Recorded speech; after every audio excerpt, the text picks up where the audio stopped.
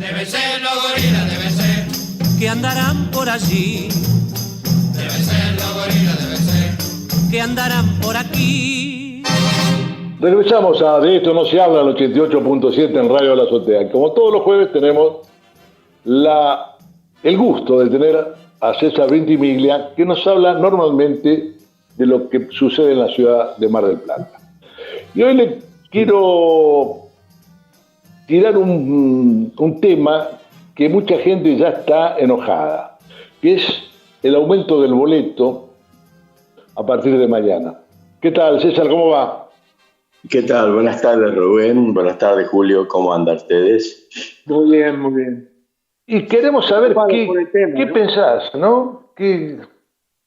Bueno, este es un tema recurrente, es un tema que en la medida que no se encaren soluciones de fondo va a seguir padeciendo la ciudadanía y que afecta, ya no lo decimos en sentido metafórico, sino absolutamente literal, a los ciudadanos de a pie, a los que menos tienen, a los que necesitan del transporte público de pasajeros para desplazarse. Históricamente nuestra ciudad ha tenido un problema de concentración en cuanto al transporte público de pasajeros, que se traduce en un poder en este momento prácticamente monopólico de las empresas de transporte, y que hace unos años en realidad estaba bastante atomizado porque había muchas empresas de transporte y los trabajadores eran además llamados componentes, los dueños o socios de los colectivos. Entonces eran trabajadores y empresarios a la vez y tenían una relación con el pasajero muy directa, muy personal. Es más, hubo algunas experiencias allá por los 70 de querer organizar una cooperativa de transporte público de pasajeros con lo que era la antigua línea Esplanada, que era la empresa marplatense que recorría toda la costa, donde un compañero nuestro, Miguel Domingo Zavala Rodríguez, abogado, que fue diputado nacional, que fue asesinado por la fuerza represiva durante la dictadura, que fue realmente un luchador, un abogado puntano radicado en Mar del Plata, había intentado organizar una cooperativa de transportes con la línea Esplanada, que estaba en situación de quiebra. Obviamente eso no pudo lograrse y después Miguel siguió su derrotero como militante político y social. Pero quiere decir que no es un problema nuevo. Esta concentración que prácticamente pone en manos de un solo empresario todo el negocio, hace que sea muy difícil hacerle torcer el brazo, porque sabemos, por más que no tenemos pruebas, pero conoce la gente está en política, que el financiamiento de la política muchas veces proviene de aportes de las empresas de transporte público de pasajeros. De hecho, podemos remitirnos a la historia de nuestra naciente democracia en el año 83, en esa década ya en democracia. Quedó en claro que un concejal de un partido político quedó preso y condenado por cobrar una coima de una empresa de transporte público de pasajeros. Lo que no implicaba que otros partidos políticos no hicieran lo mismo. Aquí hubo mucha desprolijidad y quedaron sus dedos marcados. Depositó el cheque en su propia cuenta. ¿Pero qué quiero decir con esto? Que hay mucha plata que se mueve, que cuesta mucho modificar estas conductas, que cada vez es más importante el poder que detentan estas empresas. Yo creo que estamos yendo hacia lo que podríamos llamar la uberización del transporte público, así como hay una pelea por transformar a los taxistas en robots y que los pasajeros sean usuarios de un servicio informático con los taxis.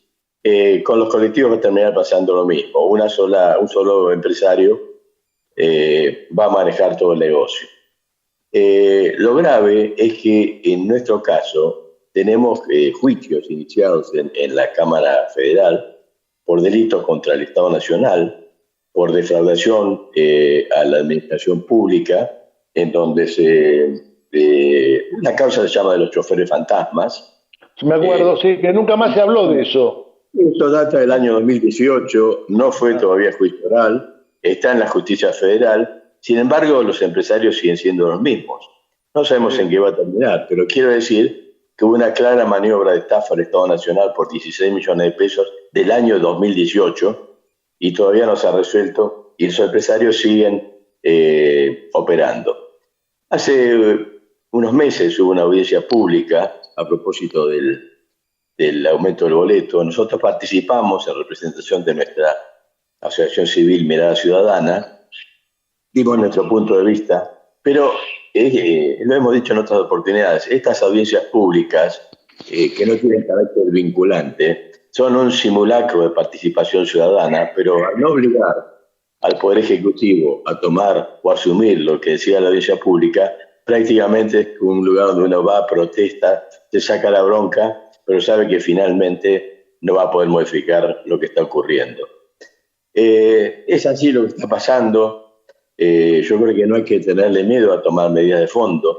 Alguna podría ser, como existe en Rosario, una empresa testigo, que es una empresa municipal que hace un recorrido determinado y cuyos costos de mantenimiento se tienen como parámetro para que a las empresas privadas no se le vaya la mano con los precios. Esto es un regulador muy natural, funciona, así que no tenemos por qué asustarnos. Tampoco es malo el sistema cooperativo. Es decir, se ha instalado la idea de que las cooperativas son cooperativas de trabajo de pobres o de desocupados. Claro. En realidad el sector cooperativo hoy produce alrededor del 10% del PBI nacional. Estamos hablando de cooperativas de distintas ramas, las cooperativas vinculadas a la Asociación de Cooperativas Argentinas Agropecuarias, vinculadas con la Federación Agraria, son más o menos unas 140.000 cooperativas. Y funcionan bien. También hay cooperativas importantes en el área del consumo, como La Obrera, que tenemos alguna sucursal en Mar del Plata, o en el sector financiero, como el Banco Credit Coop, o en el sector seguro, como puede ser Sancor, La Segunda, o San Cristóbal, que es una mutual que está en el mismo área de trabajo social. Es decir, hay herramientas. Lo que nosotros entendemos es que no hay voluntad para encontrarle la vuelta y que finalmente no siga siendo siempre el más pobre, digamos, el de a pie, y en este caso mejor de la expresión. César, discúlpame, le quiero hacer una pregunta, porque estuve leyendo así un poco antecedente que tengo acá, que dice que la municipalidad hizo un cálculo que la suba necesaria para el boleto era 93,69. Números de la municipalidad. ¿Quién instrumenta esos cálculos? Yo creo que hay que entrar en el análisis minucioso y detallado de esos números. Yo en un momento colaboré con un concejal, que ahora no está en mandato vigente, pero que estaba revisando los estudios de costos que se producían a nivel de las oficinas municipales. Y la verdad que no hace falta ser un experto contable para darse cuenta que son números muy amañados y que abultan exageradamente los costos reales. Ejemplo, está claro que una empresa que tiene X cantidad de colectivos debe consumir mucho más que una cubierta por año. Seguramente compran 1.000 cubiertas o más, compran mayorista, compran en fábrica. Bueno, resulta gracioso encontrar que en los cómputos o en los cálculos de los papeles de las áreas municipales se presenta el precio de una cubierta, una gomería cualquiera de Mar del Plata, como comprándola por unidad y yendo como público. Claro, digamos. Claro. Ahí tenemos un pequeñísimo detalle de cómo se abultan los gastos. Hoy, la verdad, con el avance de la tecnología, si se aplicara bien, podríamos controlar exactamente lo que recorren los colectivos, lo que gastan, lo que consumen en mantenimiento, y seguramente nos llevaríamos una sorpresa.